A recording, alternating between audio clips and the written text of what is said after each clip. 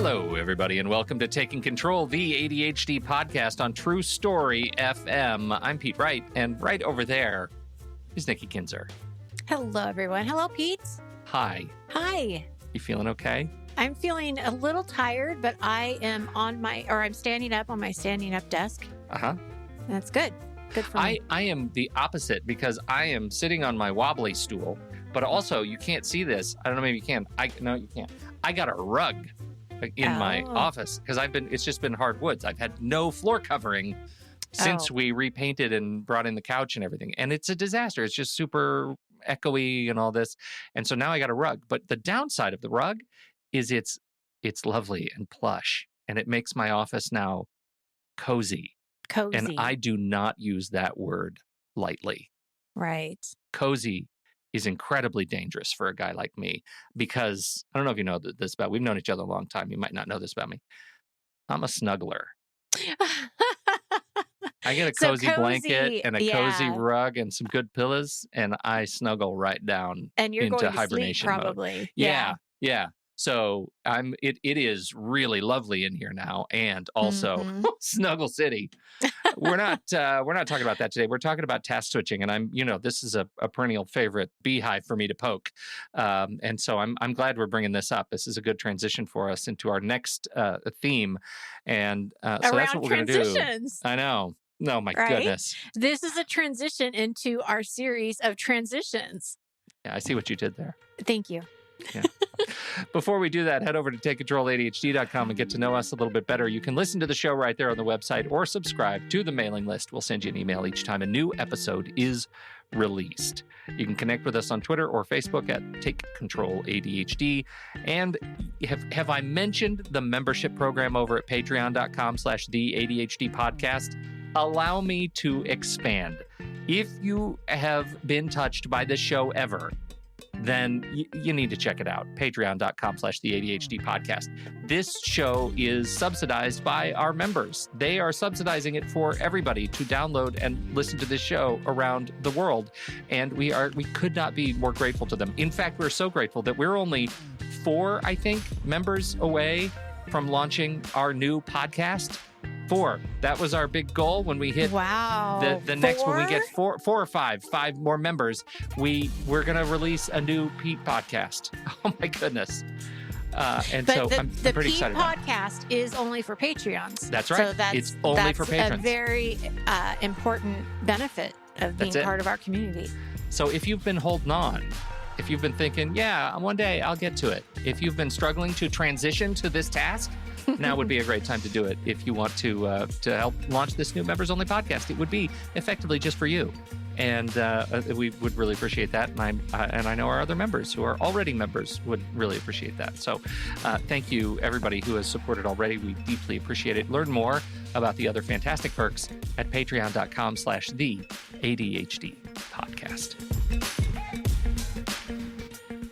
Yes, so the topic today is task switching with ADHD, and it is going to be the first of a new series for us around transitions. And I thought, this is a good time to be talking about this because we are going into fall. A lot of us are going back to school, or some of us are going back into the workplace, like actual buildings now, and not just working from home. So there's a lot of stuff going on, in September and October. Yeah, a lot of change. But this isn't just for those changes. Task switching is also for, I'm going to do one podcast and I'm going to take a little break and then I'm going to go do another one. Yes. It can be difficult, right, to make that transition. Yeah. What do you think? Well, especially topical transitions when my brain has inertia. It has momentum. Right. And it is very difficult for me to be on one track and not have a break between one track and having to switch tracks and think about something conceptually different. So conceptual change is really hard.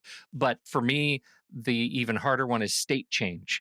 And, I've talked about my struggles with sleep before, and a lot of that is transitioning from sleep to wake and from wake to sleep, getting to sleep. Right. So, and if I wake up for some reason in the middle of the night, it's because my brain's on another track, and it's really hard for me to get back into a mode of sleep without, some rather exhaustive accommodation. So I think this is a great conversation because it's so important to broaden our understanding of what it means to change gears. Right. And that's a big deal. I know for me, I take it Absolutely. very personally. Yes, yes. Well, and I think it's also important to understand how your ADHD directly impacts your ability to shift gears, right? I mean, we know it does, but it's also might be helpful to understand why. And so I did a little bit of research. I put my scientist hat on, my doctor Excellent. research hat on.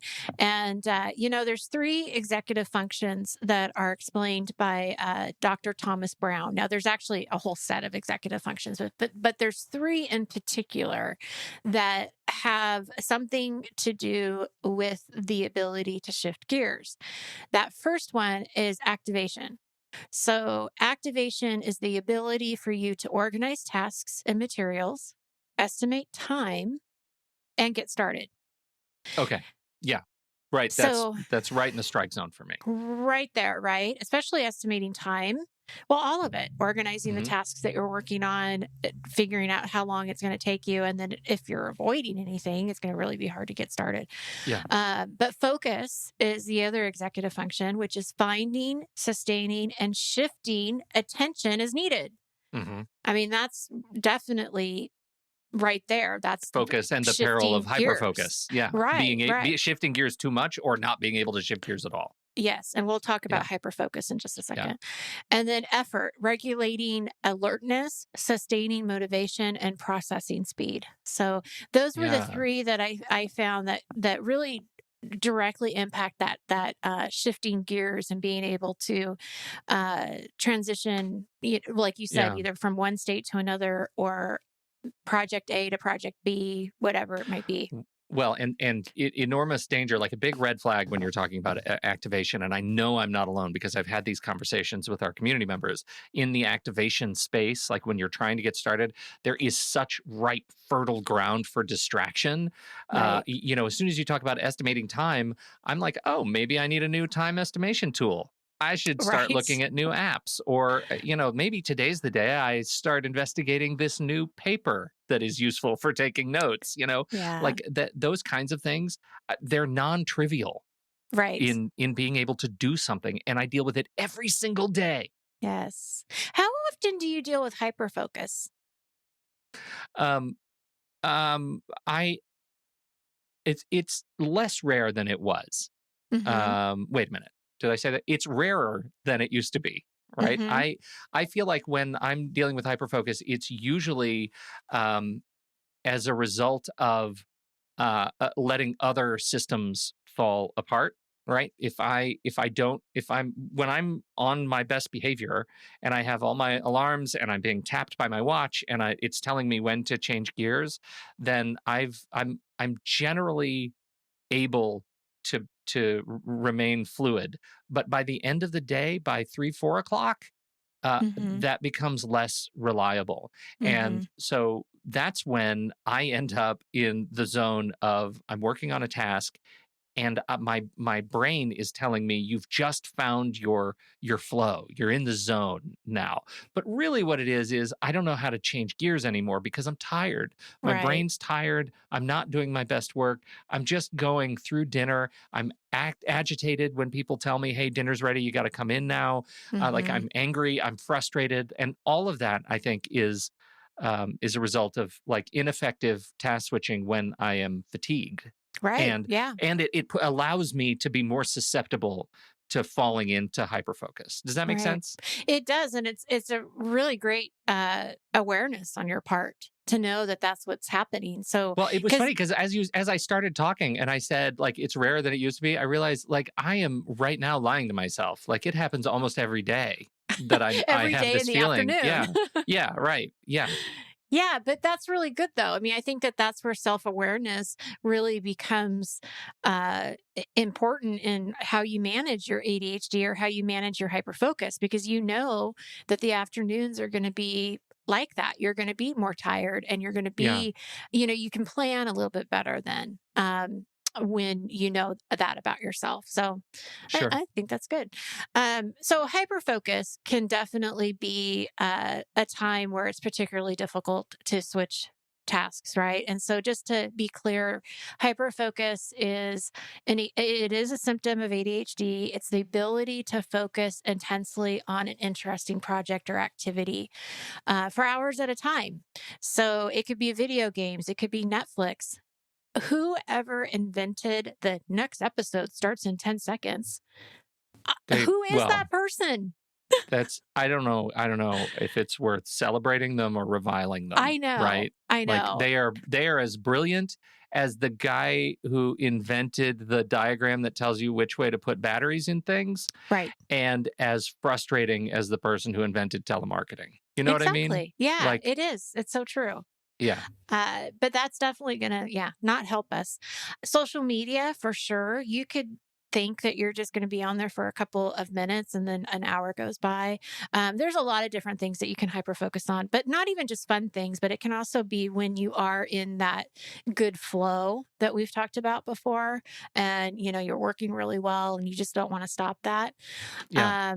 But what happens, and you kind of mentioned this a little bit, when you go into hyperfocus mode, the time blindness is going to be stronger. You're going to be more blind because time goes by really fast, and so you may forget to eat. You may forget to go to the bathroom. You may forget an appointment or decide that it's not important anymore and just bail on it. The world it stops around you for those moments in time. Right. And it can be frustrating. It can be frustrating for the person that's in it. It can be frustrating for the people that are waiting for that person or relying on them for something. Family can be irritating to family. You're irritated that it's time for dinner, but your wife might be irritated that you're not there. Right. Oh, totally. And it's every day it's a surprise. Right. Every day at dinner time, it's a surprise that dinner is here. Yes. This is super eye-opening. Right. Right. me. Good. I'm going to give you lots of self-awareness in this That's episode. exactly where we are. So I don't want to talk about focus or hyperfocus without giving you a few tips of maybe how to help you with hyperfocus. And you know what, Pete, you already did one of the tips without me even having to write it down here, and that's that knowing what your patterns are of energy. So that if you're really tired, you're going to be more having that tendency to be in hyperfocus. It's going to be easier for you. So I think having that self-awareness is a great thing to have. But also identifying what kinds of things you typically hyperfocus on. So if there's a particular thing like TV, a certain video game, or a certain project that you could go into this hyperfocus mode, identify that and avoid those activities before you're going to bed. Yeah. Right. And if you're avoiding a task. So the reason I think it's so important to identify what these things are before you go to bed is because sleep is such an issue for so many ADHDers. And one of the reasons that sleep is so difficult is because you're getting stuck into watching the other show, one more show. Sure. You're getting stuck into watching, or not watching, but scrolling down social media, thinking you're going to go to bed, but then an hour later, you're still going through it. So I think, just really being aware that maybe these aren't the best activities to do before bed. But then also avoiding a task. This is a recipe for procrastination at its finest. Talk more about that. Like, what do you mean? Like, if I'm avoiding what kind of task, or if I'm in task avoidance mode, that is, you're saying that's a recipe for hyperfocus on something else? Because if you're not, you should be, because that's I just described myself. Okay. Well, right. Okay. Because what does the ADHD mind want to do? It wants to be engaged. It wants to have a high level of dopamine, right? Well, if you are doing something that you enjoy, which is part of why we get into hyperfocus, then it is going to be easier to avoid what you're needing to do. Sure. So I think, again, it goes back to self-awareness. How important is the task that you're avoiding? What is it? How, really kind of putting it into a context that makes sense to you to see, maybe it is okay that you don't do it, but then maybe it's not. So it's just really being more aware of what you're doing and what is the consequence of that, if there is one. One of the things that I tell people too, especially around bedtime and TV, is set boundaries for yourself. So use alarms, use timers if you need to keep you aware of the time. I always ask people, like, how many clocks do you have in your house? Are they analog clocks? Like, if you don't have a clock in every room, I suggest you get one. Yeah. You know, Every room. every room should have a clock because the time blindness isn't going to go away. It's very easy to ignore it when there's not a clock in front of you. So at Well, least you're one and step closer. totally. And I would add, like, get clocks that they're I think marginally more expensive than a regular wall clock, but you can get these clocks that have a little, like, not satellite, but a little radio in them that are pinging a time service, so you don't have to change the time when daylight savings changes, Oh, right? that's nice. It's really nice. And if you start stocking your walls with those kinds of clocks, then all you have to do is notice when the battery runs out, and Right. it'll set itself again once it Hmm. picks up that signal. We have a couple of them throughout the house, and it is such a relief to, like, take that tiny stupid thing off my list of things to think about Hmm. every Hmm. season, is to have a clock that sets itself. Right. Yeah, that's really good. I didn't know that existed. Yeah. Um, okay, so then there's this other thing you can do around setting a boundary. And this does take a little bit of self-discipline. So, take it or leave it. If you have some kind of rule that you set for yourself with what is the time limit of when you're going to start a new show? So if you're watching like a half hour show and you want to watch the next one, but you want to be in bed by, let's say, 10:15, you don't want to start a show, that half hour show, any later than 9:45, Hmm. or actually probably really 9:30, right? Right. Because then Right. it would go from 9:30 to 10, and then you would have some time to go and get ready for bed. If you start that show at 10, then you're not going to bed at 10:30, and you're probably not really falling asleep until 10:45, maybe even 11. Yeah. So it's actually just really setting a rule of what is the time limit or time frame of when I can start a show and when I can't. And it's a rule that's for you. And I know that that's sometimes hard because we don't want to feel like we have to do something, or but it is for you, and it can really help if you're trying to have more of a bedtime routine. We try. And I think for me, I have the added benefit of, a partner that doesn't have ADHD. And so when we sit down, like, we pick a show. We have a show, we'll put it on the iPad, we'll watch an episode of a show. Hmm. And she's usually the one who says, okay, that was it. We watched that, and now we're going to turn it off. And Right. so there's no scrolling. We don't have a TV in the bedroom. And a Hmm. lot of that is so that we don't have the remote where we can just, Right. watch whatever comes next of whatever show, because I think that's too engaging. The challenge on the flip side of that is we do often want to know what happens next.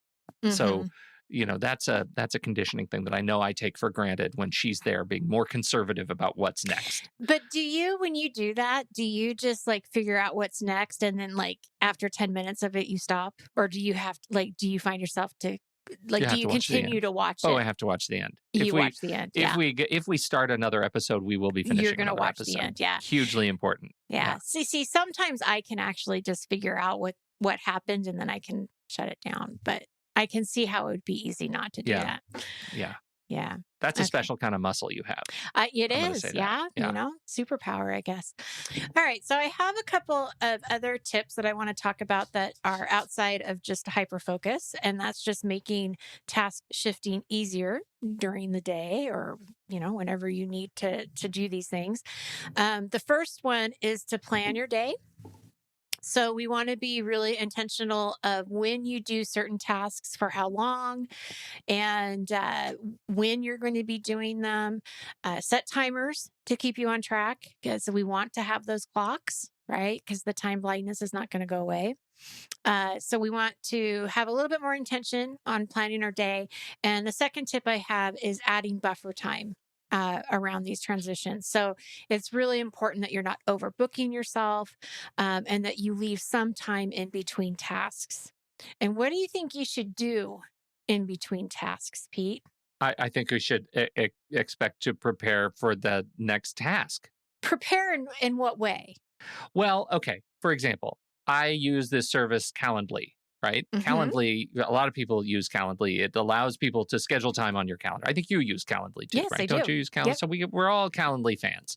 And one of the things that I have adopted in Calendly is I do not like all of my default, like I change all the default appointment lengths and I subtract 5 to 10 minutes off of the default. So you cannot book an appointment with me for 30 minutes. It's 25 minutes because I know that at the end of 25 minutes, I'm going to have to switch gears to get Right. into whatever comes next. If somebody's booking something at 10:30, I need from 10:25 to 10:30 to get ready, right? Mm-hmm. You can't book an hour with me. It's 50 minutes, right? I need that 10 minutes after an hour appointment to change to whatever is next. Right. And so I think that goes into both planning your day and planning for transitions, right? Right. Is that And kind of having what that you're going buffer for? time. Yeah, For sure. that's an Well, example. and you did it today because I was ready to do this podcast earlier than what we planned. And Yeah. I just said, hey, whenever you're ready. And you're like, wait a minute. We have this at the top of the I hour. can't do Just that. got done with the show. I need some minutes, right? So you know yourself very, very well. If we walk away from anything on this show, Pete is very self-aware. Oh, only took Yeah. 48 years. To do that, yeah.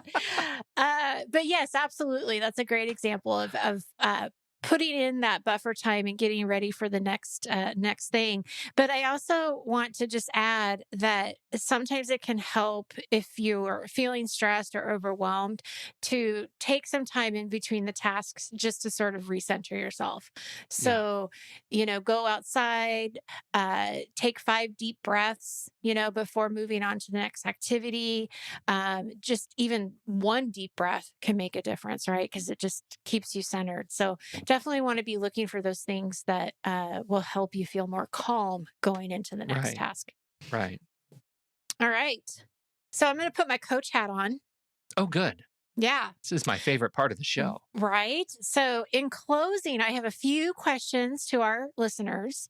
Okay. We know, as we have said, transitions are hard. Did we say that? We said that transitions are hard. Oh, I think that point Yeah. has been made. Okay, good. I want to just make sure that we understand that. But what I want our listeners to do is I hope that they can take something tangible, a real thing here and practice it. So I've got a few questions for you. Okay. What kinds of activities, listener, whoever's listening, what kinds of activities do you typically have a hard time either transitioning to or from? So if you're driving in your car or you're listening to this while you're doing housework or whatever, think about what are the activities that are hard for you to transition. So now that we've identified that, what do we do with that, right? I'm going to get to that in a second. I also want you to think about what are the activities where you may hyperfocus. Identify Okay. what those kinds of things are. And then I want you to be thinking about what have you done in the past to help you transition. So transitions are hard, but we all have been doing them. We all have practice. We all have experience in transitioning. So we want to think about what works, what makes a smooth transition. And Pete, you said giving yourself even just that 5 minutes can make a difference. So we want to be thinking about that. And then with all of these things that you're identifying, what are you willing to try after hearing this podcast? So we have given you some strategies, some thoughts, some tips. What are you willing to try? And focus on that this week. Practice one of these things that you learned today. And I would love to hear about it. I would love to know how this worked for you. If you needed to tweak it or if you found something that we didn't talk about, whatever it might be. But that's my That's my ask of the day. I like it. Jump into either the Patreon conversation if you want to reply to the post in Patreon on the show, or if you are a member, jump into Discord. If you're not a member, jump into Discord too, into the ADHD community channel, and let us know what you are doing. I think for me, the biggest and hardest lesson to learn was that of creating stronger boundaries around my time. Because once I realized I have a problem, once I was no longer in denial that I have a problem with transitions, then I was able to say, okay, I have to assert myself in a way that I have never done before. And that is extraordinarily difficult when you have expectations coming at you from partners, from kids, from teammates, team members, managers, that expect you to do certain things at certain times, and to be able to say, I can't do that to the best of my ability without setting up some constraints is really hard. So when you ask, like, what would I be willing to try after this podcast? I think that would be lesson number one for me, is focus on the areas, I'm speaking personally here, where my boundaries have gotten flimsy, and really document those and think, what can I do to make those stronger? Because I think we should continue this conversation, because I know I'm going to have more to report on next week. Great. Yes. Yeah. Let's do that. Nice. Hey. All right. Thanks, Nikki. Thank you. Fancy. Thank you, everybody, for listening. Yeah. Yeah, thank you so much. We sure appreciate you downloading and listening to this show. Thank you for your time and your attention. And don't forget, if you have something to contribute to the conversation, head over to the Show Talk channel in the Discord server, and you can join us right there by becoming a supporting member at the deluxe level. On behalf of Nikki Kinzer, I'm Pete Wright. We'll see you right back here next week on Taking Control, the ADHD podcast.